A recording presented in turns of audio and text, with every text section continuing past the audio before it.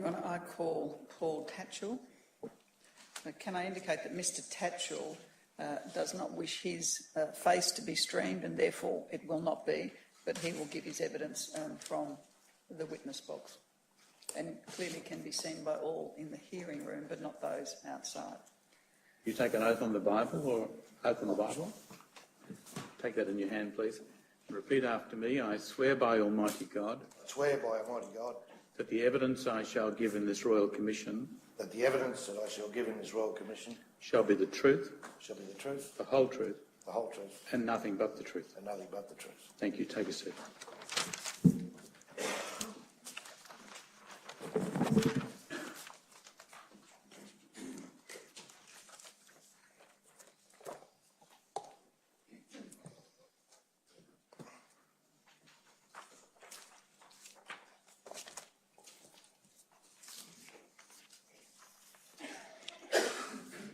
Tell the Royal Commission your full name. Paul Edward Tatchell.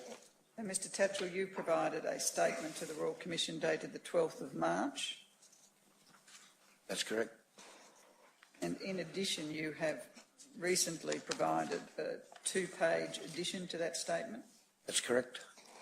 Now, the contents of your statement true and correct? Yes, they are. I tender the statement, Your Honour. We'll bring together both the statement and the supplement, if that's appropriate, and make them Exhibit 2820. Thank you, Your Honour. Now, Mr Tatchell, there are some paragraphs which have been blacked out and some other words which have been blacked out in your statement. That's correct. When you read that statement, can you read around the blacked out area? Yeah, no problem. Thank you. And can I invite you to read your statement omitting paragraphs 1 and 2, which are formal paragraphs? No problems. Thank you, Mr Tatchell.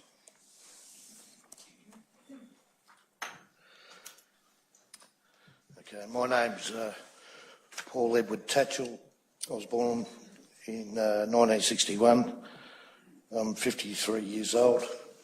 I'd just like to correct my records show that I'm 55 and that I was born in 1959 due to my military service and my need to go to the military at 15. I was born in Narre Warren, Victoria, one of 5 children.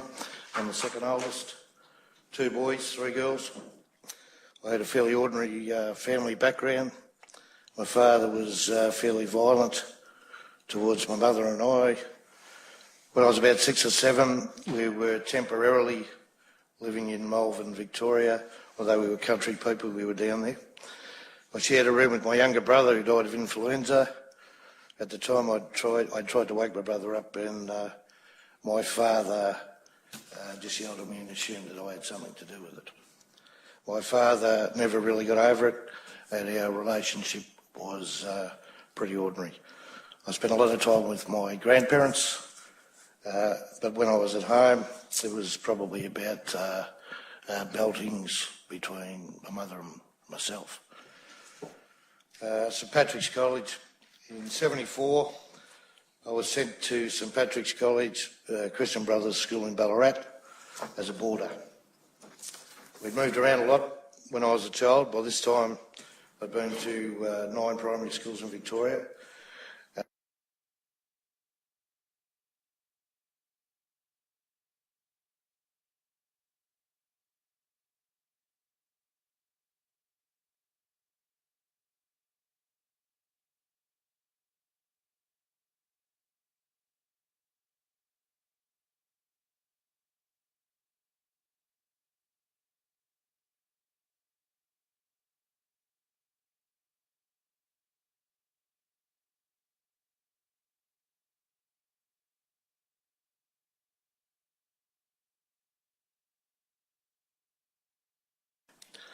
I went to reception and was put in the care of an older boy who took me straight to my dormitory.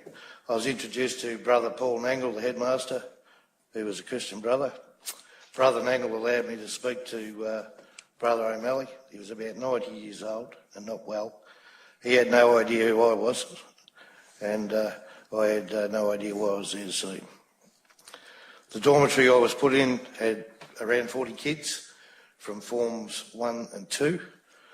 When I got to the dormitory, it was fairly crowded, as most of the boys had arrived by the time I got there. The beds in the dormitory were about 2 feet apart. I was introduced to a brother, Ted Dowling, who was the dorm master. He was a funny little bloke who appeared nervous and sweated a lot. He introduced me to another boy and told me to find a locker and a bed. I remember being rather puzzled by Dowling dressed. It was in the middle of summer, it was very hot, and he was in his tunic, and he looked pretty uncomfortable. Dowling knew a large percentage of the other boys in the dorm. There was a mixture of kids from Form 1 and Form 2, and most of the boys had been there from the year before from Form 2. I then got my blanket sheets from the bed, and about 5 p.m. we all went to tea. I didn't have a tour of the school, nor was I shown around. The older students showed us what we had to do. I think school might have already been started by the time I arrived at St Pat's, and I didn't have much gear or anything, and I was put into a bed at the very start of the dormitory. At about 6:30 we went back to the dorm, and lights out, whereas was at 8:30 traditionally at night. On my first night at St Pat's I didn't sleep. No sooner had the lights gone out when I was seen Dowling walking between the beds, stopping from time to time, leaning over at certain beds, whispering softly and appearing to be kissing the boys. Every time Dowling walked near my bed, I crawled under the covers, and I remember shaking nervously. After observing this, I maintained a permanent watch over the next couple of weeks to try and ascertain which beds he was stopping at, but it was difficult in the dark to pinpoint accurately. By this time I'd already swapped beds with another boarder and moved down closer to the locker room at the end of the dormitory near the window. So it was difficult for Dowling to walk past my bed on a regular basis. I thought to myself, well, if anything happens, I'll just get out of here and I'll take off. I suppose I realised from the first night that there was something fairly odd happening with Dowling, and to this day I don't know what made me nervous as I was, but I was immediately suspicious of him, but I trusted my instincts and tried at all times to stay clear of him.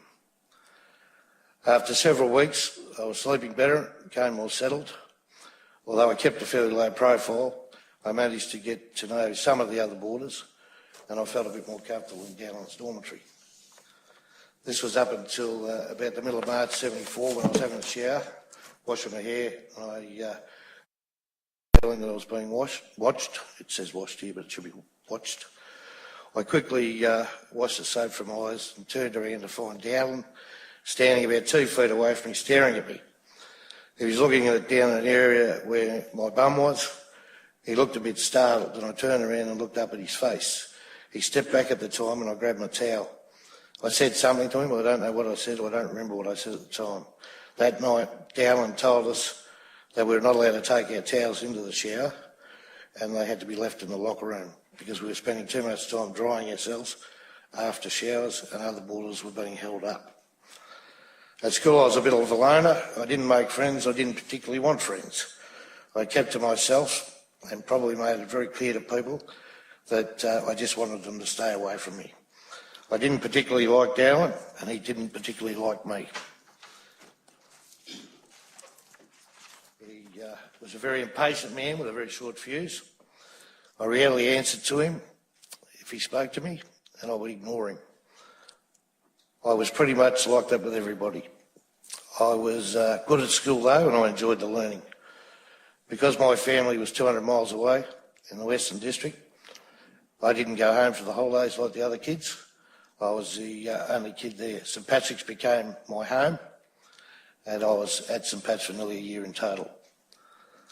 I remember Dowling being very cold towards me for a couple of weeks after the shower incident. Nearly every night during showers he seemed to make a point of stopping to chastise me for something that I may have done during the day, no matter how trivial it was. It could be about homework or lights, talking after the lights went out, or eating me dinner too fast or whatever. Dowling would lecture me for a while and get himself all worked up. When he was worked up, he'd go red in the face, and the sweat and the saliva used to gather around the corners of his mouth. When he was finished lecturing me, he would walk straight away and he would stand and stare before moving on. Stand and stare before moving on. Punishment in the dormitory was fairly unusual. Dowland had 3 weapons. One was a rubber gat, about 14 inches by an inch wide and about ½ inch thick. The second was a leather strap, 24 inches long, 2 inches wide and about ¼ inch thick. Not unlike leather belts sewn together. The third weapon was a cane whip about 3'6" long. Punishment was always done in the seclusion at Dowland's bedroom at the end of the dormitory. Almost always you were punished after lights were out. Every night you just line up at the dormitory, he'd call your name, and when the lights go out, you get a hiding from him from in front of the room. Dowland would call in the first victim after he punished the last one. After he was punishing. And then he would go to the bed of the next victim and so that the process would go on. And you would get an extra 6 hits for not going in his room. I didn't think much of it at the time, and I would just stare him down. I wasn't a big bloke at the time, but I was strong. I knew from my experience with my father what a real flogging was, and I figured the strap made me strong. Every time someone hit me, I thought, yeah, go on. I suppose I took solace in the fact that I could walk away from a beating with a smile on my face and stare them down and tell them you're not going to hurt me.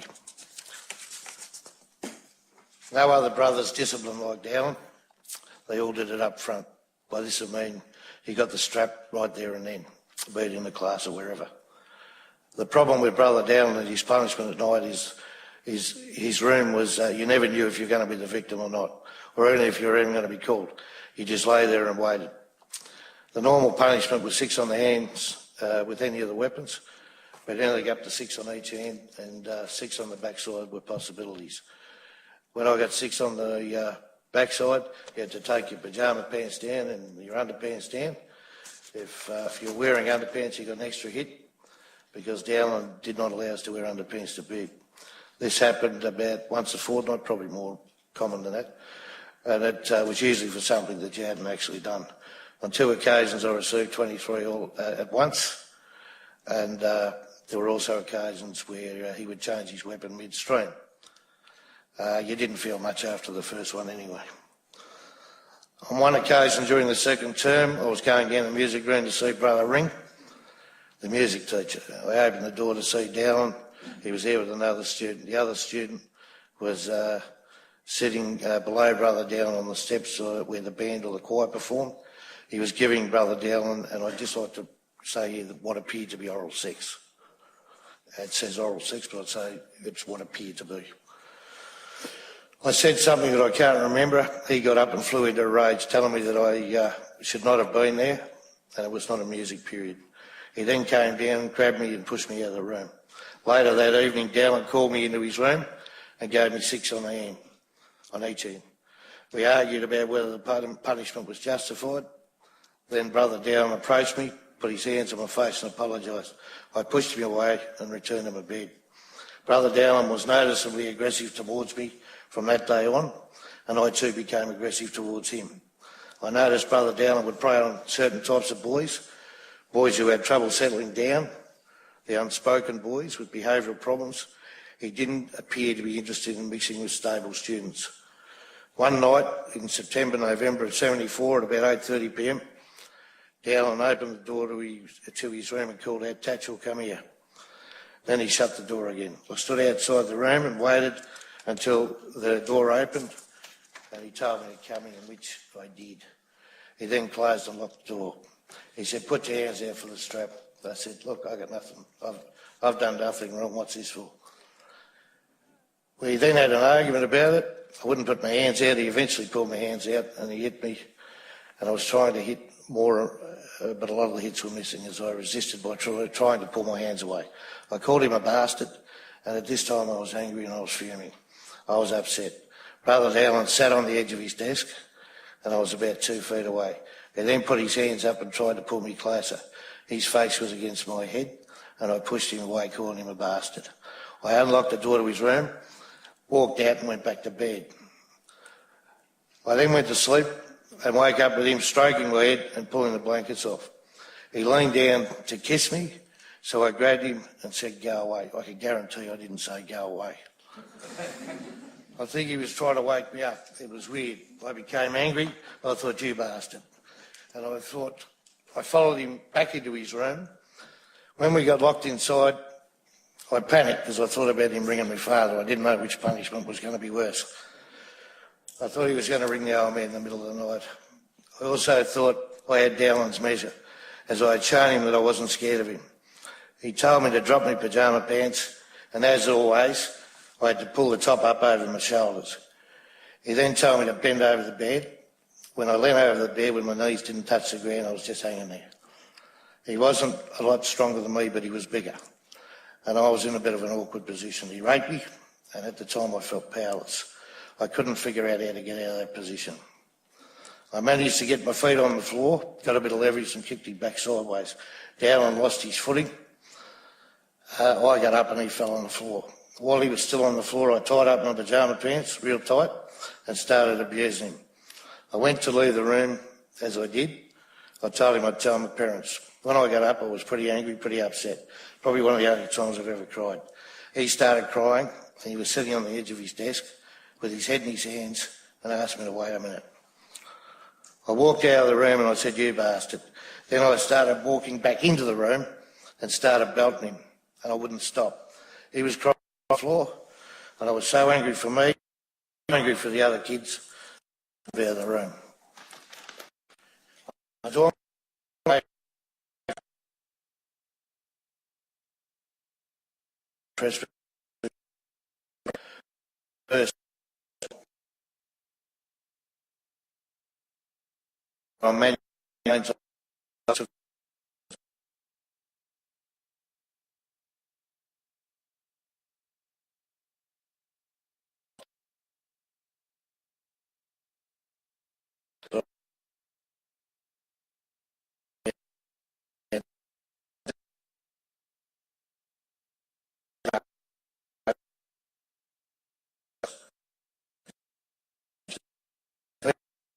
with you. I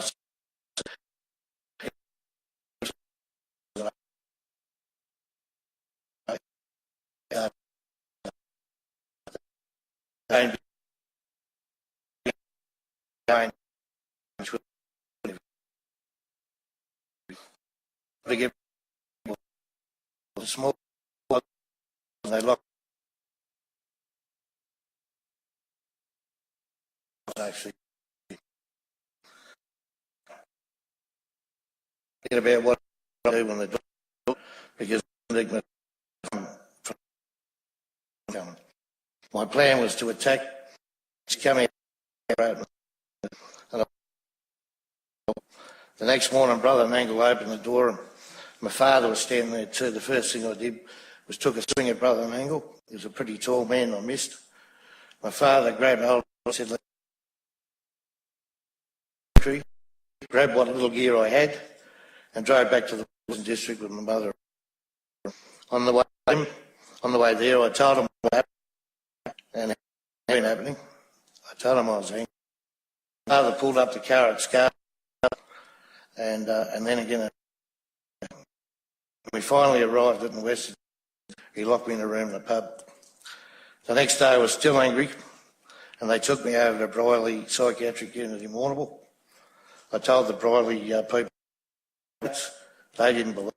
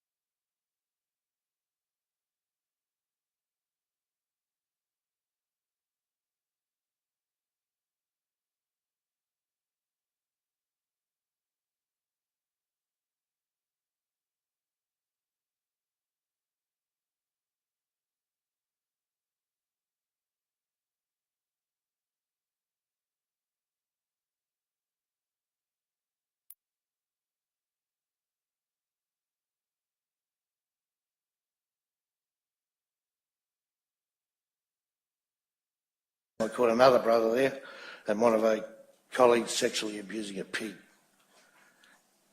Eventually I was expelled from one of our in 1976 after beating up Father O'Brien, who used to beat kids up. He was always picking on kids in strife. One night I was in bed and the boy next to me in the dormitory was crying in the early hours of the morning. I pulled back the sheets. He was covered in blood. I asked him what had happened and he said Father O'Brien did it. I just kicked Father O'Brien's door in and laid into him. I went back to my bed and two prefects come and got me in the middle of the night, dragged me to O'Brien's room where they beat me with a fan belt until I was bleeding. I suppose by that stage my use-by date was up. I had nowhere to run, so I walked, grabbed what I had left of my life and walked out of the school gates. I was later grabbed by the police or someone in authority and taken back to the hotel where my father gave me another flogging. I never lived at home again. I remember reading the paper, criminal proceedings. I remember reading the paper one morning in 94, 95. I was running a pub in Melbourne. And I read about Brother Dowland being charged with a number of child sexual offences. I was witness at those proceedings and gave evidence in the Melbourne Magistrates Court. A number of victims had given evidence before me.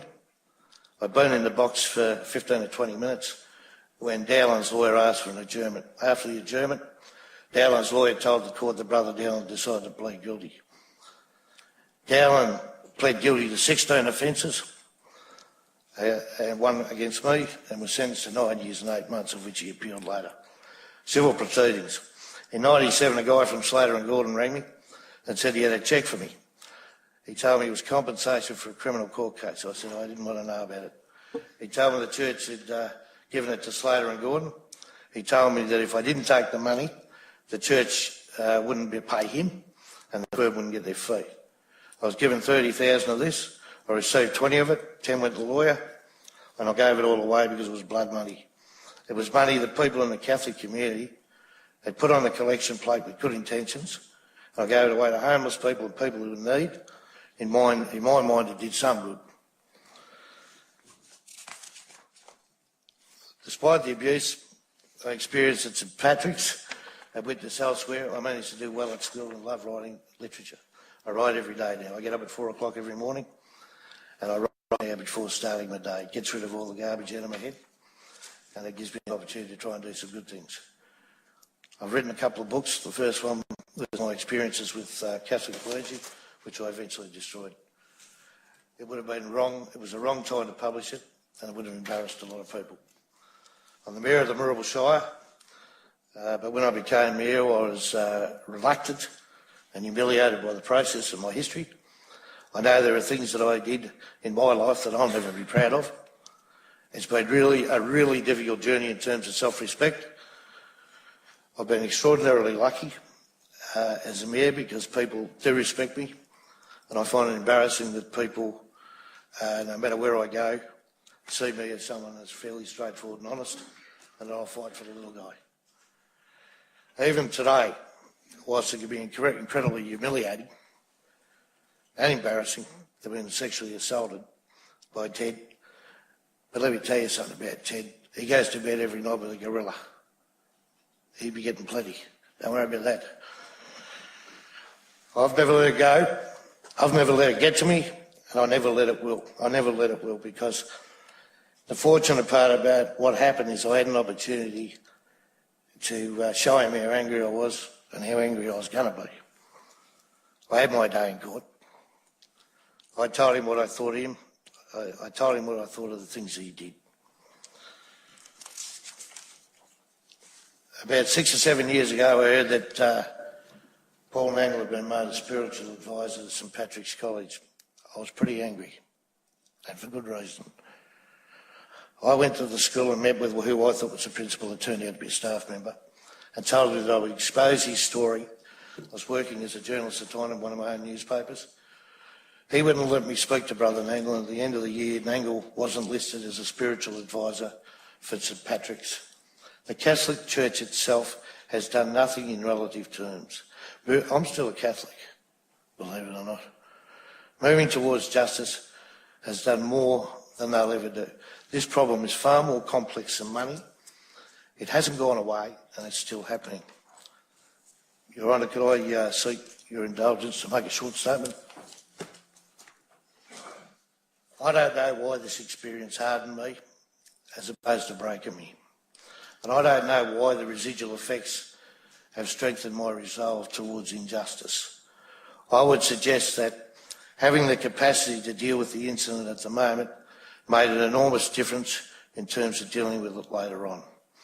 It took me a while to get there, but I've had a great life. I have a great wife and children. I have successful businesses that allow me to help other people, even if only in a small way, and a privileged position in my community. I've got nothing to complain about. It's not where you start, it's where you finish. That's what it's about. It's not where you start, it's where you finish. Coming here today is not about me, and nor should it be. There are a lot of people from this horrendous system that have managed to put the past behind them, where the good things in their lives have outweighed the bad. We won't see those people. The people who did these crimes were just sales reps in a system that gives respect for title over substance. They were weak and disturbed human beings, and I use the term lightly. Catholicism is still a great metaphor for human guidance. It's a human element that's lost its way. I still follow the principles of Catholicism. I don't go to church. I just choose to cut out the middleman and go straight to the boss.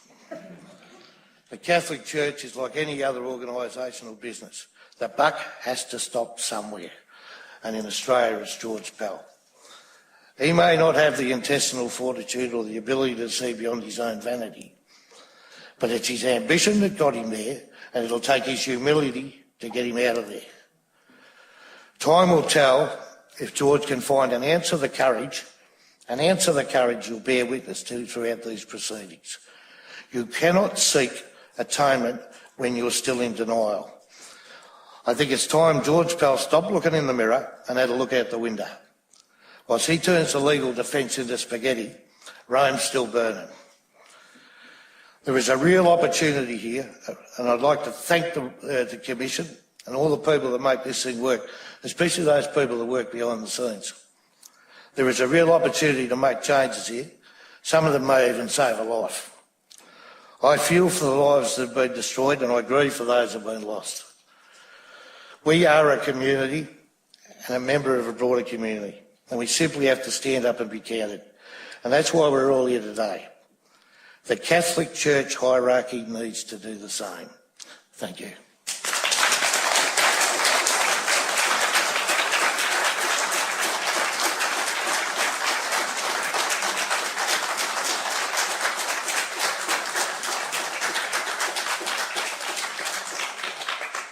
Nothing, Your Honour. Anyone else have any questions of Mr. Tatchell? Thank you, Mr. Tatchell. Thanks for your statement, and you're now excused.